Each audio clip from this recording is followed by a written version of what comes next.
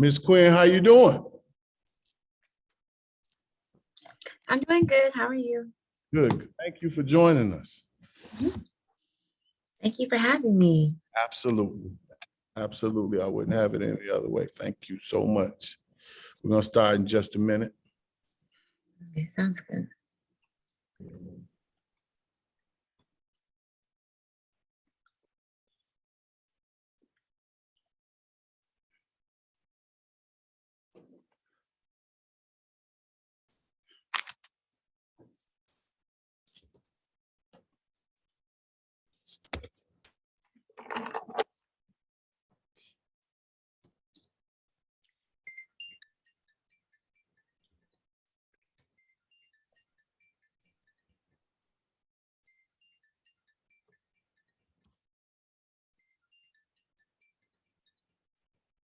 Yes, sir.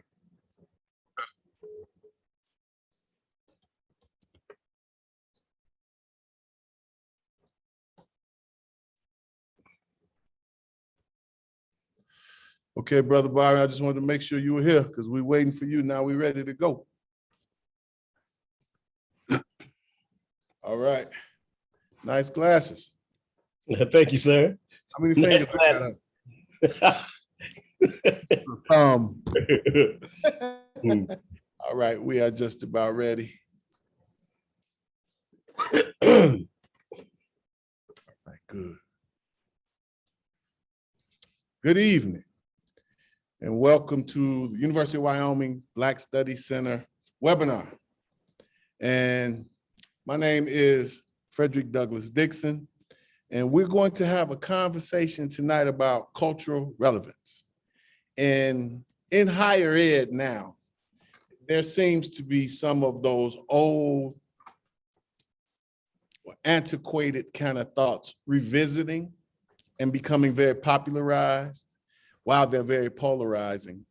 But we want to look at a specific space, so we're not looking at this theoretically. We're not looking at it through the lens of what we expect out of a specific instance and space. No, we're going to look at a specific instance and space. And that will allow for us to have this deconstruction of what it means today when we think about college campuses and the war for cultural relevance. So today we have two people with us who have brought to the forefront and the light about how important this conversation is in real time. So we have Mrs. Kwyn Townsend Riley from Western Illinois University. And could you tell us what you do there? Yes. Evening, everybody. The pleasure of serving as one of the graduate assistants in the Gwendolyn Brooks Cultural Center. So our center provides programming geared towards students of the African diaspora. And I also work as a resident director for the Westbrook House, which houses graduate students here at Western Illinois University. Okay, well, thank you for joining us. And then we'll move right along to Brother Byron Shabazz from Western Illinois University as well, and the NAACP president chapter of Macomb County. Did I get that right? Just Macomb, the county of Macomb, right? County of Macomb. So if you could tell us and give us a brief background on your time at Western Illinois and some of the things that has shaped your worldview through your experiences at Western Illinois. Well, coming to Western 22 years ago, my wife took a professorship, and I prior had been a college athlete, and after that I was in management, and then I got into I was in the Nation of Islam for 10 years. And so when I left the Nation of Islam, heavily influenced by Malcolm, clearly, and the teachings of the Honorable Elijah Muhammad. But what it really taught me was something that theoretically you, Dr. Dixon, really emphasized, was always research the researcher. And I've lived with that. Today, with the mayor of our I think that's Dr. Turner. Dr. Turner, can you mute yourself? The oppressor, and there were some that big part people had actually fallen to the military, but that certainly doesn't. Okay, well, we're waiting. Thank you, Dr. Turner, and I'm so glad you're here. Go ahead, Brother Byron. Yeah, so being a product of Detroit and seeing, Black people in power and, both good and bad. When I left, home and to go on to try to find my own Black space or find who I was within the Black space, it has been the emphasis. My education is, I have a master's in sport management, emphasis on Black male graduation rates and just the Black athletes experience. And, my undergrad was African-American studies. So I've always been about the business of how we move forward. And getting in leadership was really about just kind of taking the reins and not being a follower. If it had to be done, and I worked to initiate it, i.e. When I came to Western, they didn't have a Black faculty council. And so I started that, got that off the ground, got it moving in for years. And then we had a Negro president, if I can say that respectfully. And we end up having, he pretty much destroyed that. And so what happened is started a center with another professor, and that was on for young Black males. And that was very successful. And you and I did some work together with that, and that was then destroyed. But what ultimately happened was, that saying, you have to be the change that you want to see. So I took some steps back, and when I realized what was happening to me and around me because of that voice, it made me take 2 steps forward. So I've been heavily engaged in, movements or actions that would then kind of change the course of where Black people could go here and how they could be seen. And so we started back up the Black Faculty Council. I became president of the local NAACP. I started my own foundation, honoring the Reverend Dr. C.T. Vivian. Yes, sir. And working on building a $2 million cultural center in the East End. And I'm a member of Alpha Phi Alpha fraternity and very active in my fraternity and active in many ways. All that was really about how do you get in the space where Black people are and try to provide either some form of resource or guidance or teaming up with other Blacks like yourself, Dr. Simpson and sister, on how we can make these changes, right? Because, they said, as I said, no person can tear down an institution, but you get a collective, you can. You can begin to dismantle what's wrong in that system. But until we build our own, we're still, kind of functioning at the behest of those who give us our checks, right? So all that said is that's really what I'm about. I'm about change, but I understand as long as these people are giving me a check, I got to get to the table with them and be very clear about what it is that we're after, right? And what changes we want to see, but work to liberate us. Because for me, when you start talking to anybody and they start talking about what they want and what they want to do, my question is, but how does it free us, right? So how do we gain some form of liberation or freedom from this? So I'll close there, but pretty much that has been what I've tried to do in a Republican small white town, and whatever change I could be a part of, mentoring students is really kind of my love, but it's just do the things you can. And I would say one of the best recent results has been being very, very instrumental in hiring their first Black police chief. So that was a plus, so anyway, just kind of working step by step. Thank you. Okay. Well, that's absolutely true. I've known your work for quite some time now, and it goes to show you how time moves forward very quickly. The young lady who just jumped on, that's Dr. Audrey Turner. She would have been around when you and I were moving those students back at Kennedy King, because she was the chair of our department. So we really appreciate Dr. Turner being here. And I want to go back to Kwyn. Kwyn, are you there?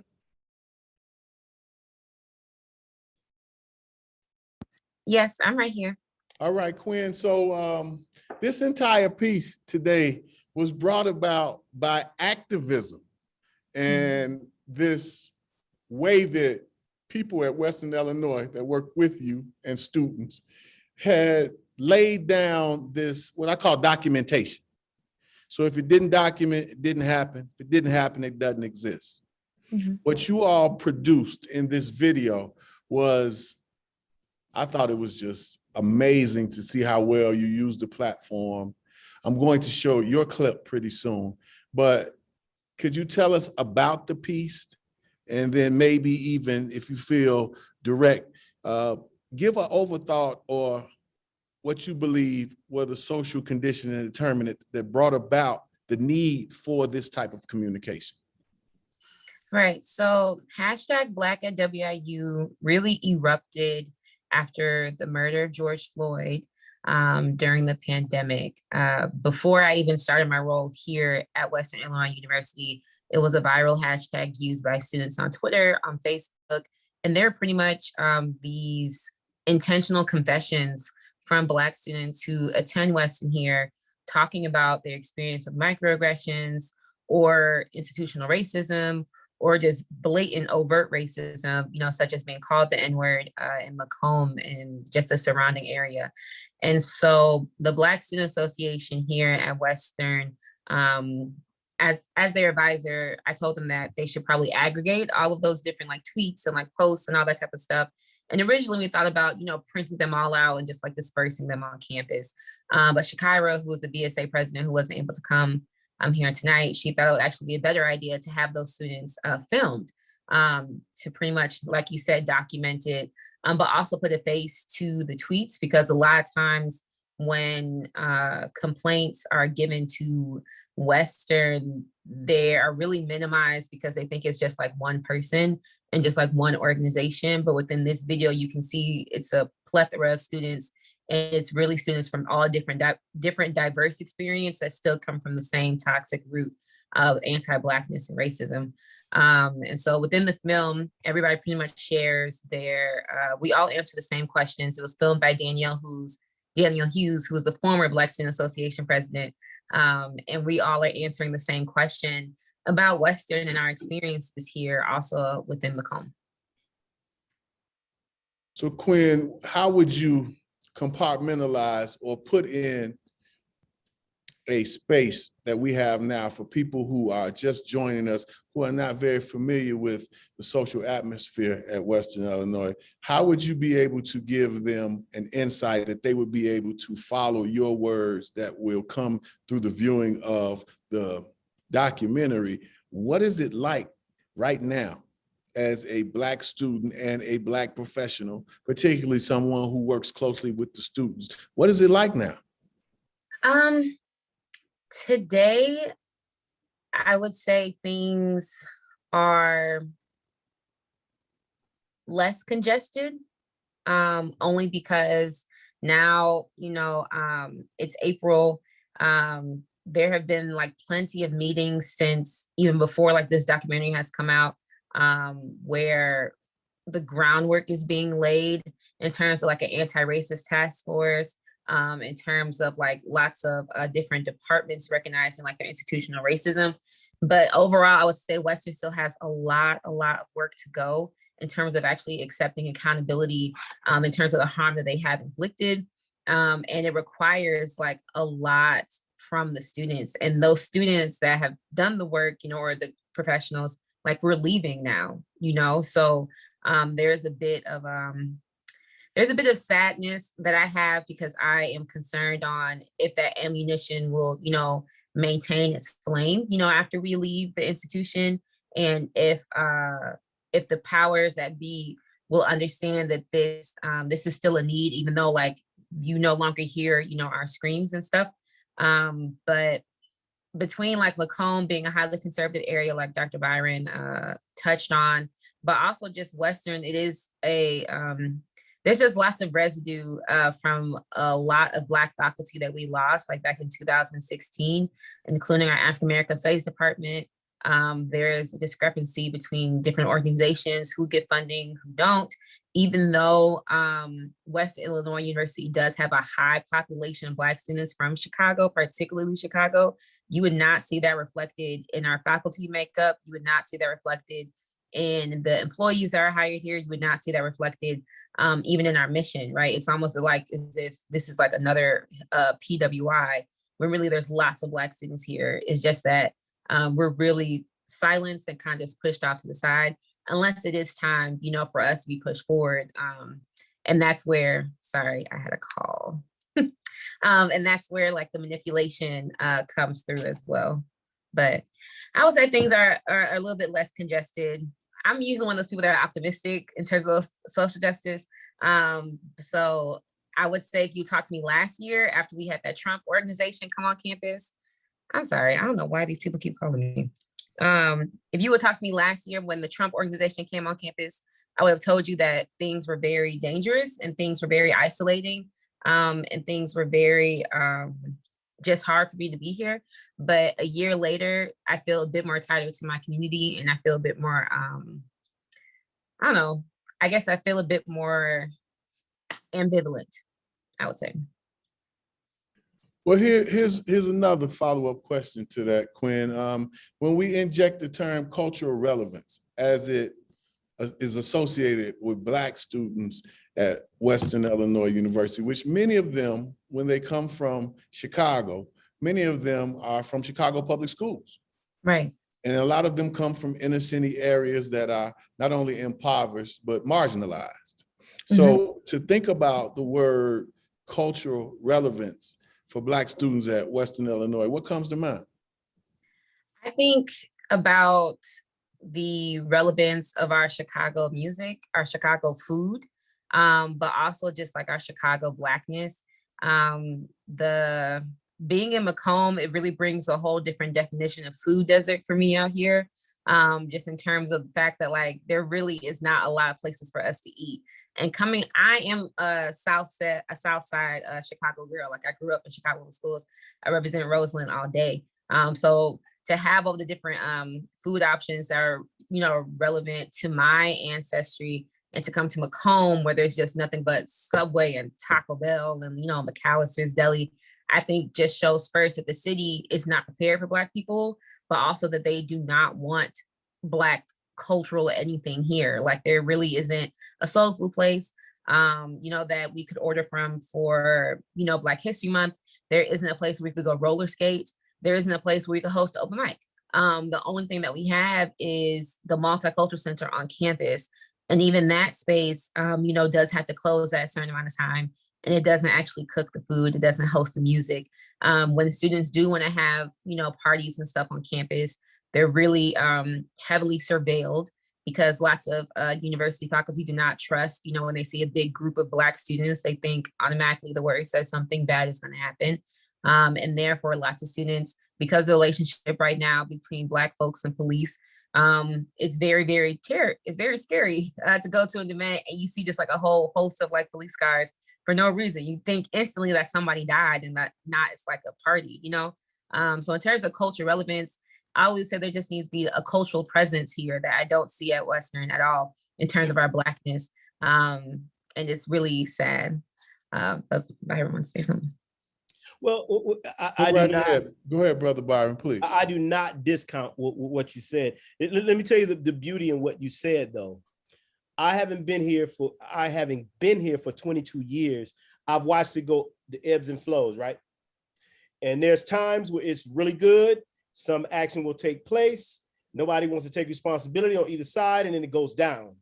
Mm-hmm. And after the incident with Jack, everything intensified because for years, I don't mean to sound like I'm Moses, but when the person at the top starts going after the Black voices, and this person is messing with your money, you know, you have to kind of wait and decide on, let me pull back and put together a plan as to how we're going to come back. It just so happens, he pushed me so far into a corner. I came out full steam, like no matter what happens, it's going to have to happen, but I'm going this way. So a lot of what you talked about, I've ensured that it's been put on the table at the highest levels to start some type of resolution, right? And so I had to, there are times, truthfully, when being angry is necessary. Mhm. Sometimes people only hear you in a state of anger. Well, when you have I'm trying to be respectful of your space, Brother Fred, Dr. Dixon. Well, When please you feel have like you can give us the truth. okay, when you have a Hello? Negro pen at the top, Yes. right? It makes it very, very hard when you're trying to get things done, because this old cottonmouth is more worried about some good coming to fruition that didn't come from him, trying to stop it, right? Because it didn't come from him, right? So just through a number of issues, he leaves, we have chaos, he walks away with, quite a bit of money. Hey, peace to him. He figured the game out. Wrong, but he figured the game out, right? So then I got to go address these people and say, well, while he was not good at what he was doing and should have been gone 3 years ago, you chasing him out of here with this model that you use, fire Jack Thomas. And I had to explain to them, like, listen, we're Black people. When we seen that, we knew that's sundown town. These folks getting ready to get together to do something crazy. So we got to now, like, watch it, because we're a small number in this town, right? So I have to help them understand what you did. Now you got to pay him to leave instead of being respectful and letting him leave because the contract was over. Let him go. You go and put these signs up, no matter what your intentions were. Now you've got to pay this dude over $1 million to leave. So on the backside of that, you have my work of getting to the table with these people to say, you cannot judge all of us based on what that Negro pen just pulled. And whatever failures he had, that was your fault because you left him here that long. So if you employed him for them 3 years, he should have been gone. That's a responsibility y'all need to take. That ain't got nothing to do with us, right? But we knew we were gonna have to deal with, as Sister so eloquently put, the residue of all of that, right? And so now my relationships have gone to sitting with the president of the Chamber of Commerce, talking to the Macomb Economic Development folks, saying, you have to help work with me to attract the things that keep us here, because we don't want to go out and, we like seasoning, you know what I'm saying? I mean, some of us eat healthy, but some of us still like a little fried fish every now and then, right? These are not hard things. Now that responsibility is us. I'm about to open a barbershop, right? I mean, I have one now, but I'm going to open one to the public, right? Because there's things that we need, but those are our responsibilities. I cannot expect some white person to open a business that caters to me, right? Because even though they would make money, at the end of the day, we have to serve our own interests. So while I hear her point from where she's standing, I understand it. It makes sense. But what I'm saying is, I'm not going to ask white people to serve the food that I want when I can put together my own people and we become the financial benefactors of that, right? And so some of that is what I'm in talks with these people about. When I say help, it's, well, what dollars does the city have that can help bring that to fruition? We had a young brother just open his own auto shop, full service, all of that, right? I brought him to a luncheon I had with the mayor, the police chief, and all the players. He ends up working on getting a new contract with the sheriff's department, right? So when we get in these spaces, we have to bring the people with the know-how and the abilities, right, to talk to these people if we want something for us, right? So that's pretty much where we are right now. And I have to be, half the truth is a whole lie. So I've got to tell the whole truth. I've had meetings with the president and the mayor, both very concerned about how do we make positive change.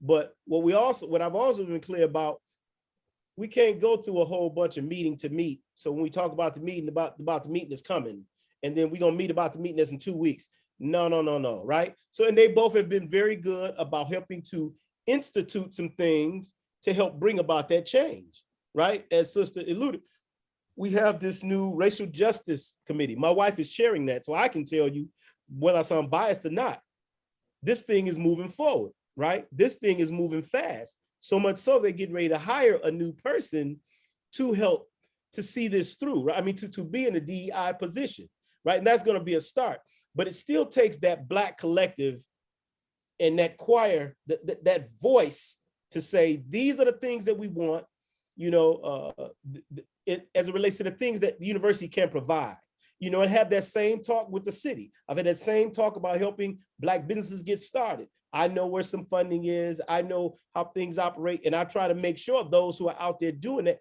to spread that to them. But we still need to come together to make sure we're doing our end of it. Because hey, listen, we ain't never got nothing from the white establishment because it was the right thing to do.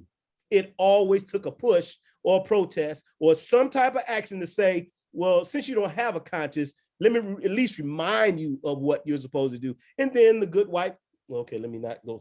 Then the folks, you know, some of them do come around and they say, okay, let's do this. And brother, again, respectfully, sometimes that internal instinct kind of comes out, but I want to respect your space and make sure my language is very clear. And I don't want to come off like some racist, if that's possible for a Black person, which is not, but I do want to be respectful. So I'll have to just say that everything that sister said, she was spot on, right? But I'm telling you from somebody that's on the other side dealing with those people, because of the articulations of the Kwyns, I can then now go into a meeting and say, that young lady was very clear about what she wanted, exactly what she was talking about. Now let's have a conversation about that. I want to talk about this other stuff. Let's talk about what she's saying, because when you take her voice away, you're going to kill the number of students that come here, because she can go back to Chicago. As a matter of fact, I said this in a board of trustees meeting.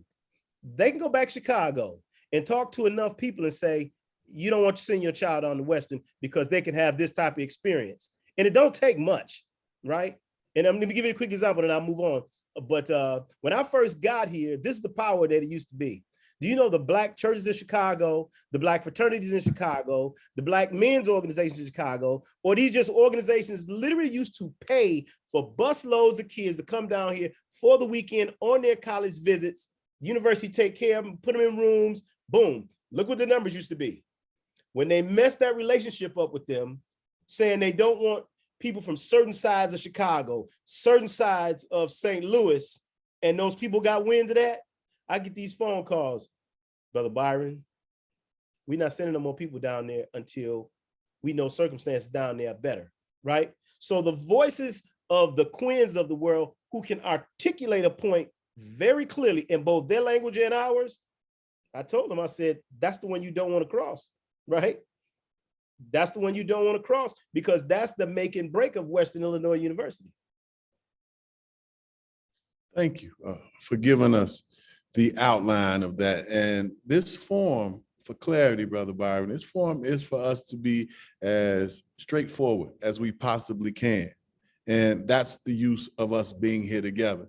So, Kwyn, I wanted to go into one of the pieces that we extracted from the video that highlights what you gave us, your thoughts. So if we could roll video 1.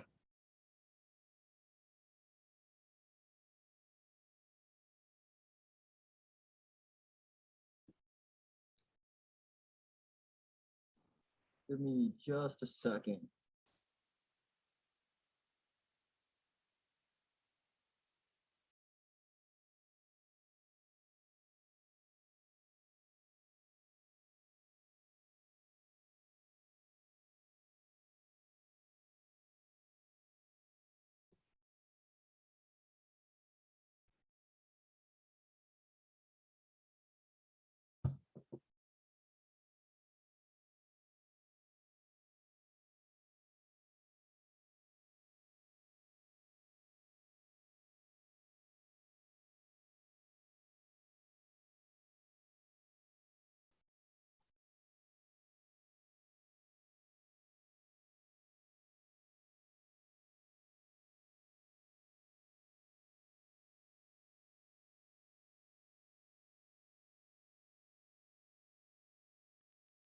I've definitely experienced a lot of challenges, primarily with the way the institution has handled just the campus climate.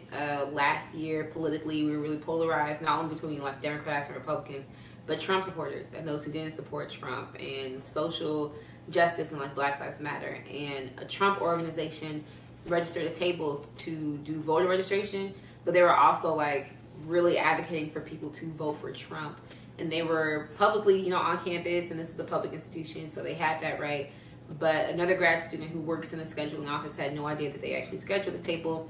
And I had gotten a text from other students on campus saying that there was a group that were terrorizing just students, you know, talking about Trump and like saying how Black Lives Matter is just not right and just making students feel unsafe. And so I went out there with a couple of other graduate students from different offices on campus, and we were met, you know, with lots of slurs. Somebody told me that Breonna Taylor deserved to die, and officers, well, not the campus safety, were standing right there, not doing anything. Also, there were higher ed administrators that were standing off to the side, not doing anything either, just like watching this exchange happen. And after the situation occurred, they eventually left their table.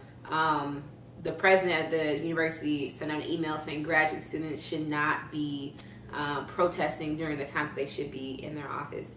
And I didn't really consider like what I was doing protesting, but I think just the nature of that email saying that I'm just here to work and not necessarily stand my ground and not fight for something I believe in is something that still haunts me today, that it feels as if like I can't be authentically myself while also working for this institution. It was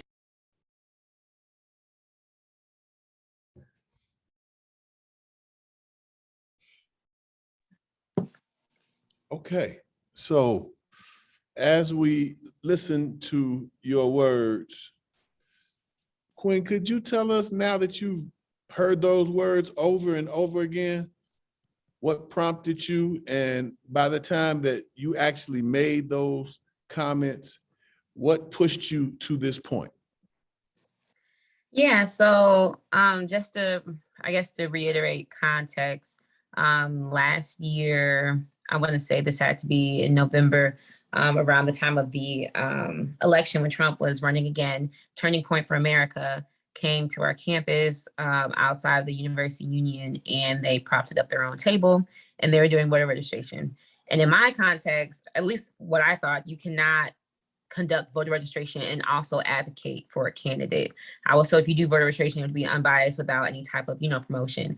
But they came with a full decorated table of like, you know, Trump for America, you know, talking about walls, and they were very explicit in saying that they are an organization that is very conservative and right wing and trying to get Trump to maintain his presidency.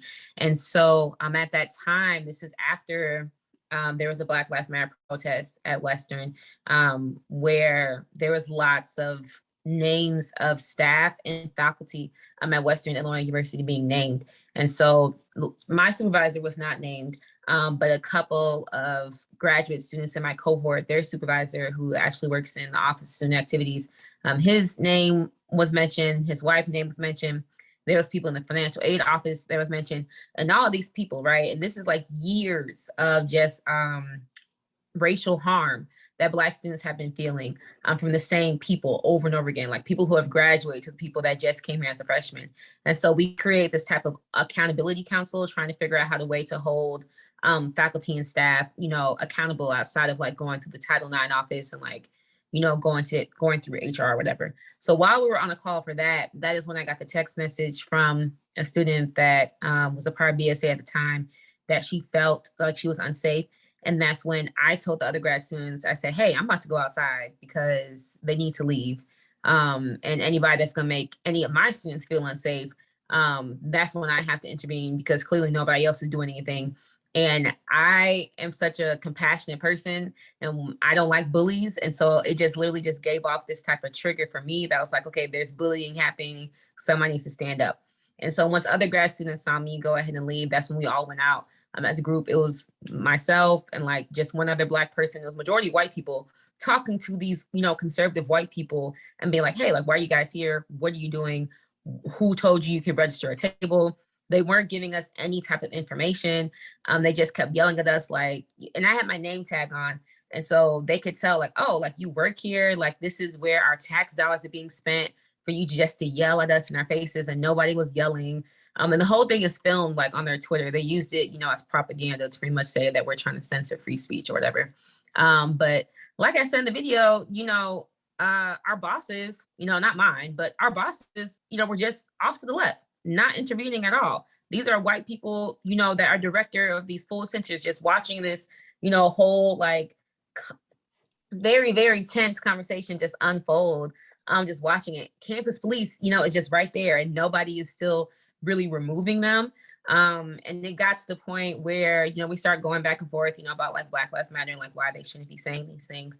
And this white girl, she gets up to me in my face and she said, well, I believe Breonna Taylor deserved to die. So now what? What are you going to do? And she's like in my face.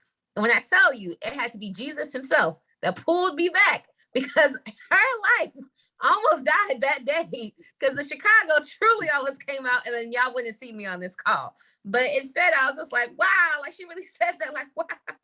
And I'm turning around like, this has to be a joke. Like, she doesn't know me. And, I'm just reflecting, on my choices.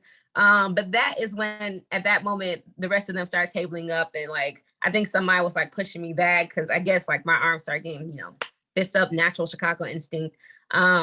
But yeah, it was really after that moment for me, really after that email that our president released when he was saying that we can't, when we have office hours, they should be spent in the office and not protesting or antagonizing student organizations. Turning Point for America isn't a student organization at Western, first of all.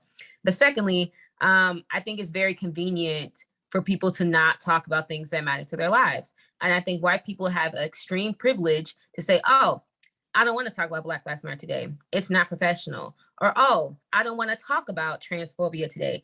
It's not professional. Or, oh, I don't want to talk about this. It doesn't fit like within our office agenda. But when it targets our identity as a marginalized group, as an oppressed group, and because I want to stand for it, that's when it's deemed unprofessional. But you hired this Black queer woman to be in your office. So like, what else do you expect me to do but not to fight for, the people that look like me, the people that identify with the same thing that I identify, or at least like fight for what is right.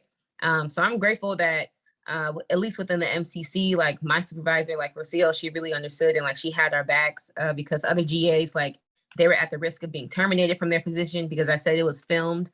But yeah, that situation for me just solidified like where Western not only sits politically, where a lot of universities sit politically, where like they just choose silence and like silence is violence, and where they also try to just be like this unbiased thing. But I think historically white institutions have to understand that not taking a stance is taking a stance, and that's taking a stance with the oppressor, not with the oppressed. And I really am very agitated at the point now, especially after this entire pandemic of this racial fatigue, and with everything that's going on just geopolitically, that universities have not seen that this is doing more harm than good and like saving their own asses, for financial gain or like not trying to harm retention is really hurting them in the long run.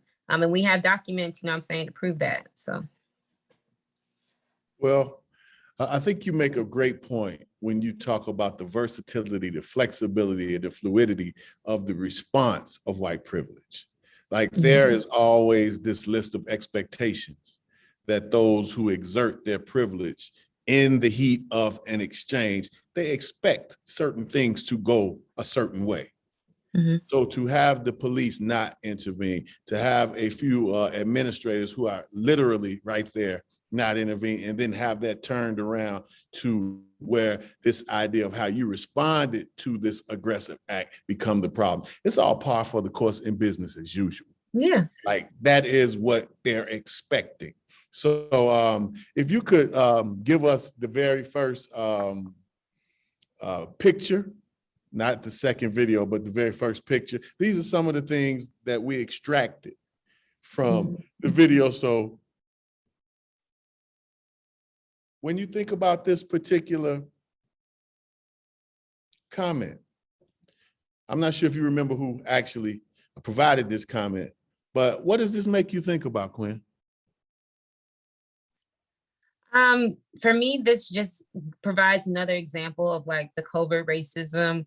I think a lot of times when white people hear racism, they really just go all the way back to a time where there was these blatant extremist acts, such as lynching, and we think of Emmett Till, and we think of, white hoods, but white professors, they don't need a white hood, really to show what it is and how they believe. And so like there is racism now, the racism now in 2022, it has morphed, it has camouflaged into, what the youth are consuming as education. And it has camouflaged into who gets jobs. It has camouflaged into, into our whole entire system. And so reading that a professor intentionally assigned somebody a project about Black children and suspensions in school, and that she assumed that because she is like this Black person that she's been suspended, that also goes to, the stereotypes that we alluded to earlier, that because, majority of the population here is from Chicago, a lot of professors just assume that they know these students because they say they're from Chicago. They assume like, oh, you attend Chicago school. Oh, you come from this lower socioeconomic status. Oh, you probably see somebody die due to gang violence. Oh, you've probably been suspended. Oh, you probably face this, you face that, you face that. When actually, like, that's not the case. And assuming that the Black Chicago experience is this type of monolithic, again, it's like doing more harm and like inflicting more trauma. And it's really making students feel invisible, like, or hyper visible, as they say, where like you see my Blackness, you see that I'm from Chicago, but you don't actually see me as Kwyn. Like you just see like my skin and like, my demographic. Well, when we think about that particular quote that was extracted, what I see there is this on being as, let's say, upright as one can be. What we see there is this lack of cultural connection. Mm-hmm. If we were to remove the idea of this being just a blatant racist statement, there's still a lack of cultural connection that's going on between this teacher and this student. And do you find that to be par for the course in business as usual? Or do you have a lot of those interactions with students that you serve who will give you some thoughts like that?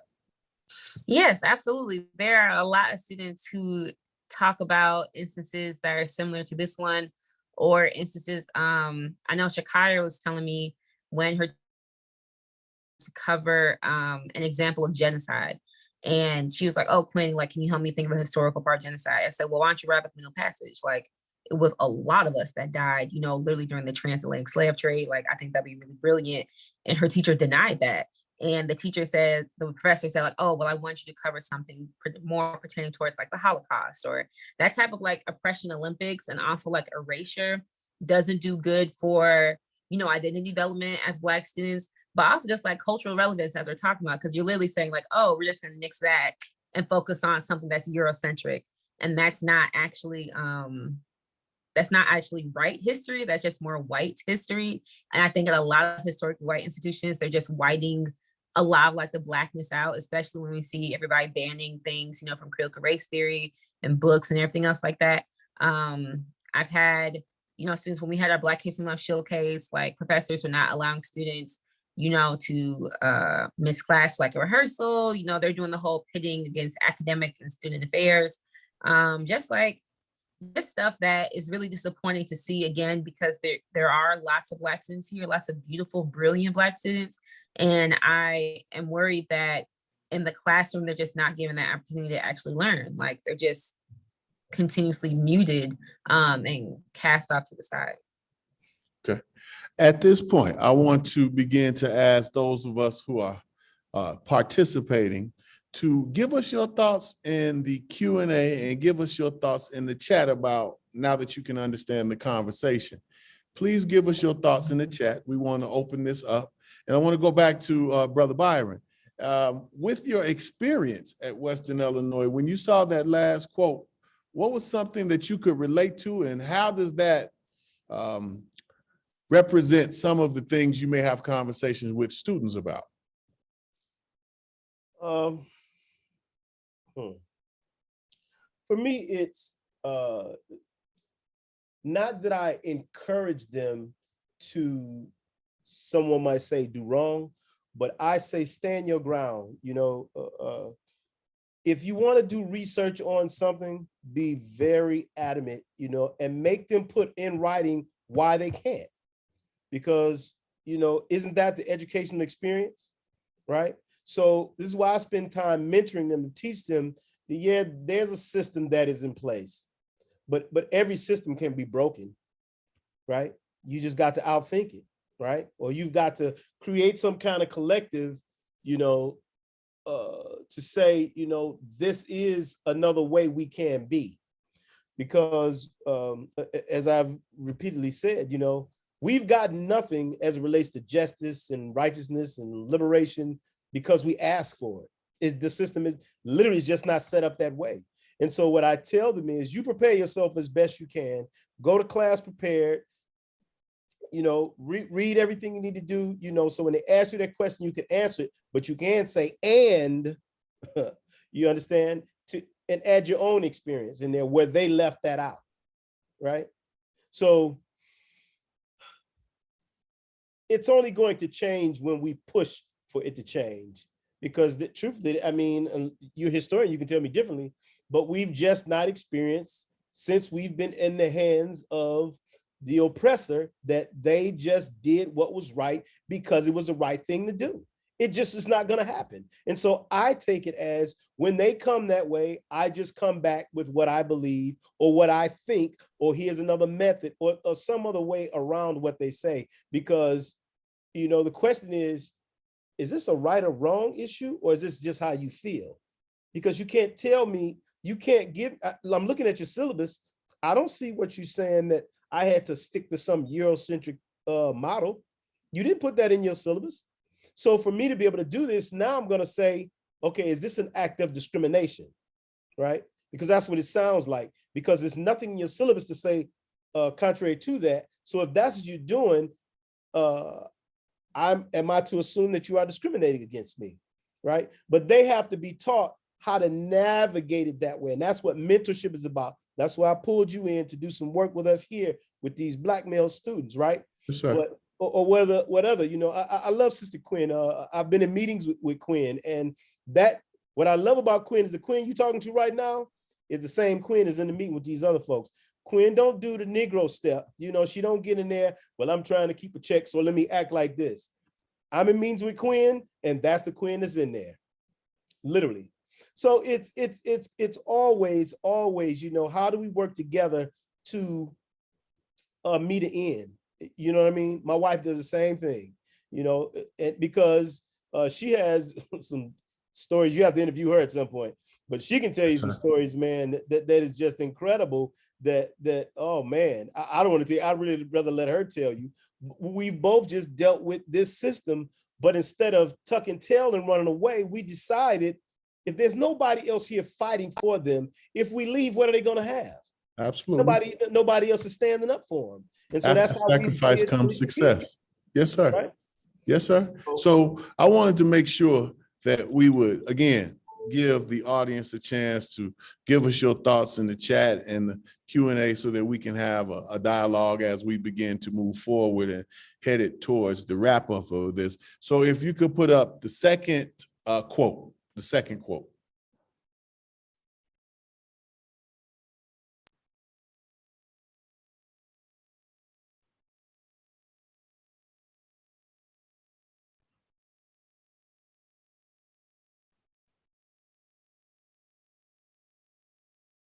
So for clarity, these are the experiences documented by students at Western Illinois. You see these quotes, we've seen the video. I'd like to deconstruct this idea of what Donald Trump's presidency represents to many people. To many people, Donald Trump's presidency represents what we call white massive resistance to the presidency of Barack Obama. It's a response, a retort. So Kwyn, when you see this and you're dealing with a student that has had this kind of experience, what do you think is important that students be able to take away from this particular experience? I think a key takeaway in this moment, I think after especially like Trump's presidency, and we saw like the insurrection on January 6th, is not only the pervasiveness of racism, but also just like the importance of community. I know within the Gwendolyn Brooks Cultural Center, we've held multiple safe spaces when we had a shooting on campus, to after, the Black Lives Matter protests, to fairly even recently, with the first Black woman being nominated for the Supreme Court.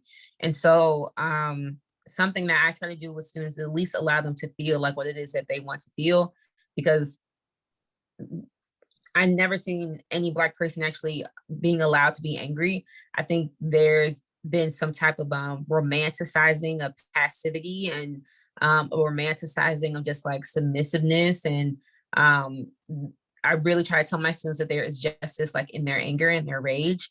And if, you know, within their anger and their rage, they want to yell at somebody, if they want to, you know, cuss somebody out, if they want to, you know, throw hands, I really allow them to like have that space and to talk it out and to yell it out, you know, with me within that type of container, so they understand that they can have that type of moment. But also recognizing that like, this is unfortunately like the America that we live in. And Trump, you know, when we talk about what Trump signified, I don't think like really Trump represents racism. I think Trump just represents the achievement of it. And when we talk about the achievement of racism and white privilege, and even like sexism and homophobia and like xenophobia and all the bigotry that Trump, you know, really supports, I think we just have to take the time to recognize the misinformation that a lot of people in America have swallowed about marginalized identities, and therefore take our responsibility as those within education to spread, you know, the correct information, not necessarily, you know, trying to spread a liberal, you know, like radical agenda, even though I am fairly radical, but just giving people both sides of the story, and recognizing that a lot of the stuff that's in mainstream media is really co-opted and not really detailing the full history of marginalized identities and marginalized people. But yeah, that's what I would think. Okay. If we could move on to the last video. This is the second video, which is another thought that comes from Kwyn.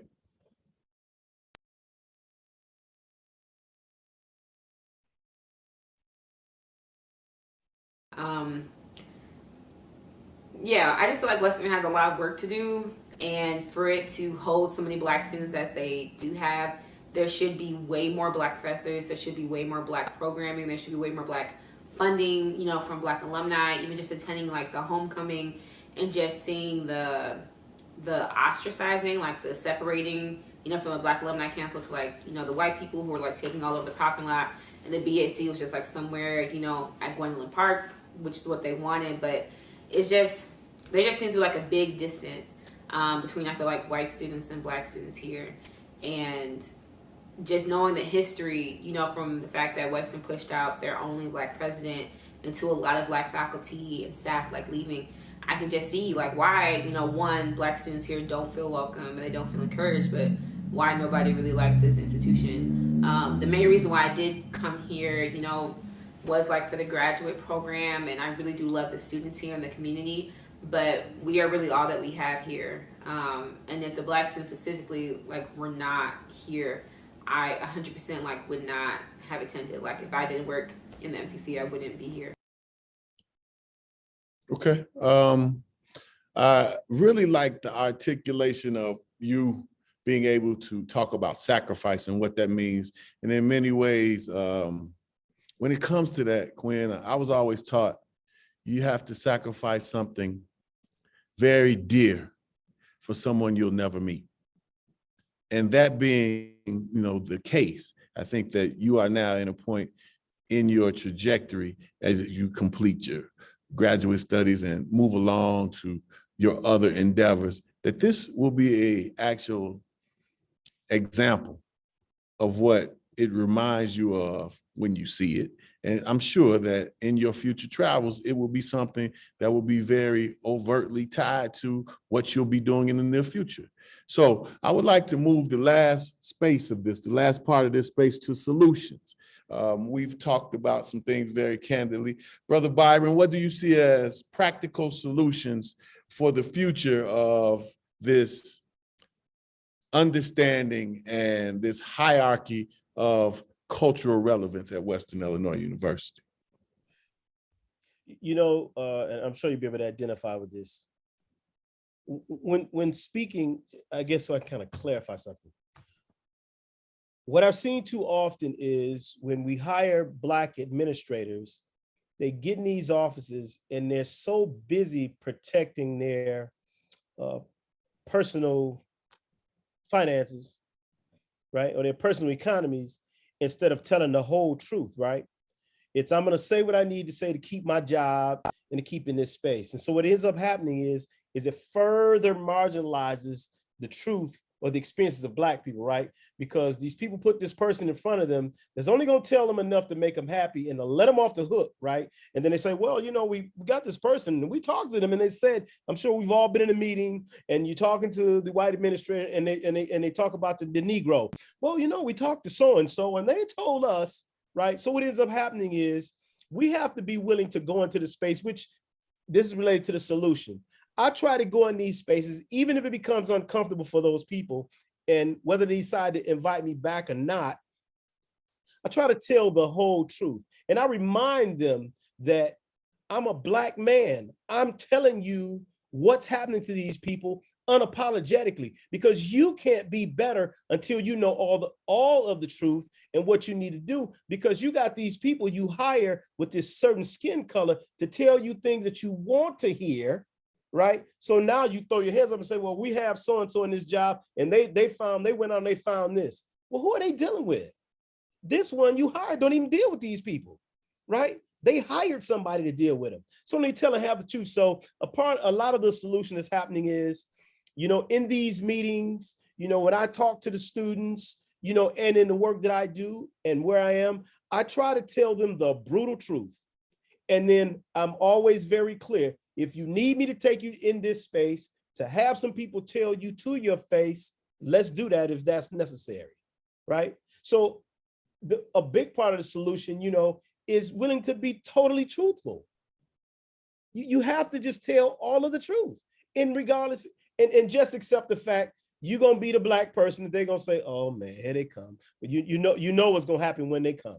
Just be willing to be that person, because at some point they realize they need you more than they need to get rid of you if they're going to move ahead as an institution. The other side of that, as our local solutions, it's maintaining relationships or gaining honest relationships with those that are in positions of power, right? And to understand, I come to you as a person that is empowered. Ain't nothing you can do to me. I seek my own freedom. So I lived in the projects before. So what you gonna say to me? You gonna fire me? Are you, what? I've been on food stamps as a child. I'm not afraid of you or what you're gonna say to me, right? And as hokey as that might sound, I live by that motto. But using that, people understand that you can't be bought, you can't be bossed around. You understand that when you come to the table, they know you coming on some terms that, listen, this is the truth of the matter. This is what we want to see. I'm not here to appease you, because listen, if this damn room is cold, we all getting ready to be cold, because I'm not going to set myself on fire so you warm and I walk out of here with the scars of setting myself on fire. No, if it's cold, we all going to be cold today, right? And in that, I simply mean it's no matter the temperature, sometimes you got to change it, right? You got to be the one to make them, you know, they mad as hell now because you told them to their face what the truth of the matter is. They might get hot, but at least they know. So when the action takes place, you can just stand back and say, don't act like you didn't know, because I came and I told you. I did you the courtesy of telling you to your face. But what I found is they will circumvent some of these upper administrators and call me into a meeting. I'm typically in these meetings, the only person in there that is not in a academic upper administrative position, right? So when this jumped off, the governor's office called me. So I got to select who was going to be on that board of trustees, right? So when they decided what changes do we need, the mayor called me and I said, y'all need to get somebody Black in that police department, right? So we can have somebody in there. So when stuff happens, or when things began to happen, right, that they start talking about, well, you know, the student did this, a Black person can say, nah, because we don't do that. I don't believe that, right? But if you don't have that voice in the room, you get all these charges. And we know typically there's 3 additional charges added when someone's arrested. They resisted arrest, they did this and they did this. And it's some simple incident that took place. And then you go down there to get them and you're like, how you get all these charges on you? Well, somebody wrote them charges up and escalated them charges, right? But if you got somebody Black in the room to say, wait a minute, now what really happened? Well, we looked at so-and-so and we found it wasn't the truth. Hopefully that slows some of that down. But if we don't, I'm a believer of, it's very important, true, as an individual to speak your truth, but you have to have a Black collective because you cannot do it all by yourself. And so for me, I'm about coalition building. Love Sister Kwyn. I've heard things, and I've called Sister Kwyn and said, hey, Kwyn, what does that mean? You understand? Because when I go in this meeting, I don't want to go in there, uninformed, right? So a lot of it in the solution is I've worked, and I'm making these I statements because it's myself and Kwyn here represent, as people from the university. So when I say I, that's not selfishly, that's just explanation, right?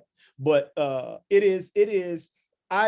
a strong believer in the Black collective. I'm a strong believer in bringing others on, right? And some of us in particular, you got to almost push into doing what's right or push into standing up because we get behind that computer, you know what I mean? I can't be there because I got a student coming to my office. Wait a minute, man. We had this meeting every month, the Black Caucus meeting every month on the same day. And that's the day, that time you decide to use to meet with the students. Hey, well, here you go. So next month, I'm gonna send you an email and let you know when we're gonna meet because we need to hear from you on X, Y, and Z. And it's working. So now that we have this Black Faculty Staff Council, we have far more Black voices that are standing up and coming together and coming from kind of different spaces. And now people are talking about their experiences as professors. So it's easier now when something happens to say, we need to go see so-and-so.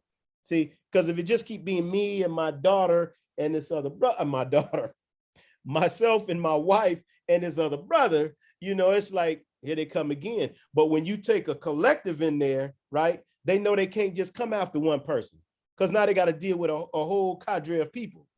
So in the solution to a lot of what Sister has said, we meet regularly with the president and he's been very good. And he's been very honest about some things that I've been pleased with to know because let me respectfully say, when Dr. King talked about the white liberal being dangerous, and sometimes these are the very people you can't trust because these are the very people that'll stand back and say, we're with you, but y'all need to wait. We are with you, but I don't think you should go about it that way while they benefit from you waiting, right?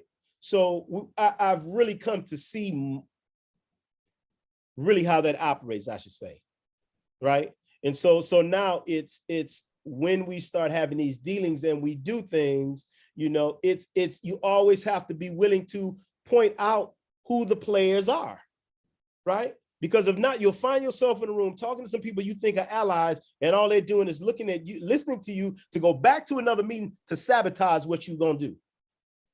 And so we've gotten better about having better relationships and who's going to be in those spaces. And by the time people find out what is going to happen, it's being done, right? So that said, man, we have made progress, and I so appreciate Sister Kwyn because when things come, and this is the thing that I really promote to students, you got to learn to articulate your point. Don't fly in here with a whole bunch of hollering, screaming, and pointing fingers, because I'm gonna tell you what they're gonna do. They're gonna wait you out. They're gonna say, so-and-so graduates in 3 months. Just hold on. Just hold on. We'll go find somebody to fill a spot or whatever, right? But when you come in with that language like Kwyn, it puts them on the, well, we got to do something now, right? Because she speaks better English than they do. You understand? So I know you hear me when I'm talking, right? I'm not hollering, but I know the way I articulated that point, you had to hear me, right? Or you don't need to be in academia because something's wrong here, right? So anyway, man, brother Dixon, we are slowly making progress, and I will report back just to give you an update on some of the things that we were able to do, because we're constantly working on the 11 demands from the students, and it's going, I think we're on number 7 now, because we've gotten a few more things done. We're about to have a few new hires, and really we're right on the precipice of bringing back African-American studies. And so we've got some little nuanced things to work out with that, and that's going very well. So some important things that we were working on, they're slowly getting there.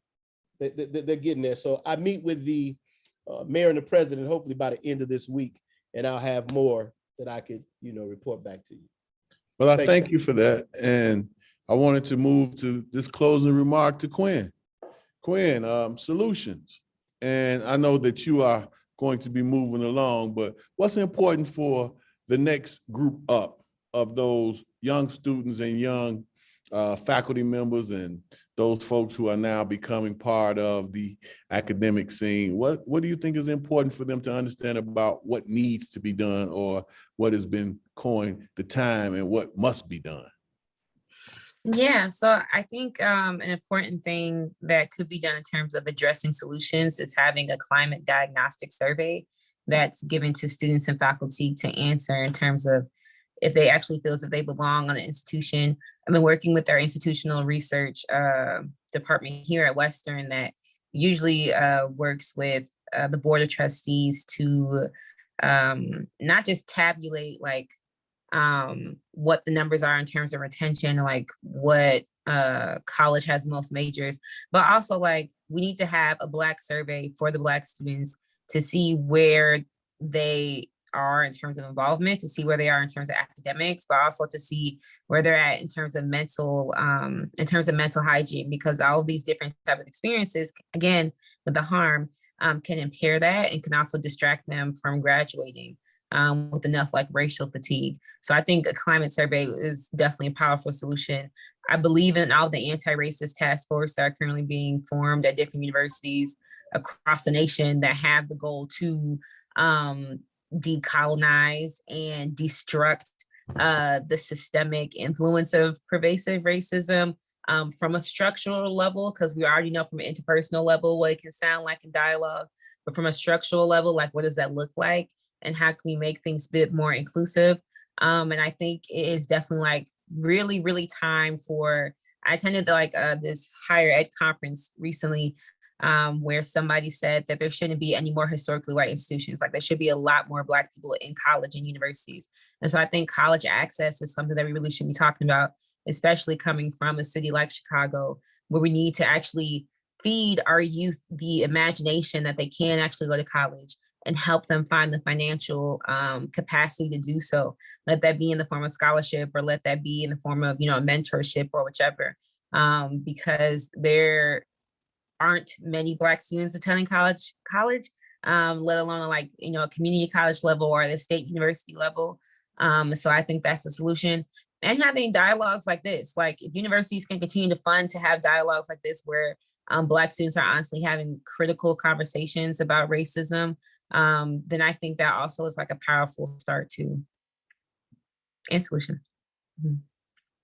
Well, I want to thank both of you all for taking your time to allow for us to understand in real time what we think about when we think about a fight for cultural relevance, when we think about a war for one's soul in higher ed.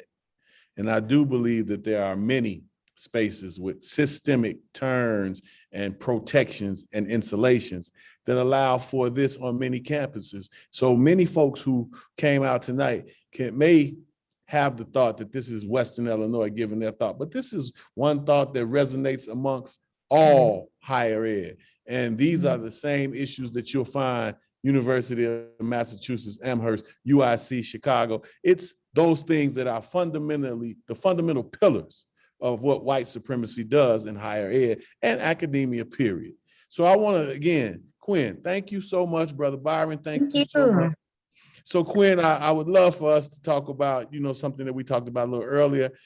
We have this space coming up April 6th about the anti-racist collective. So let us continue on that as we build from here and make it a more successful way of leaving this example behind for those who will come after us. Again, for everybody who came out, Thank you so much. I want to thank again Kwyn and Brother Byron. This has been amazing, and we will continue to move forward. And Kwyn, let us connect with Brother Byron because he has some young men that want to be a part of that as well. Okay, that sounds So good. that Thank will you. work Thank you, good. everybody. Thank you, everybody. And again, we feel like this is necessary. And that's why we have this conversation. And after the conversation comes the action. Yes. Thank you so Thank much. you all. Thank Good night. y'all. Good night. Thank you so much, everybody who came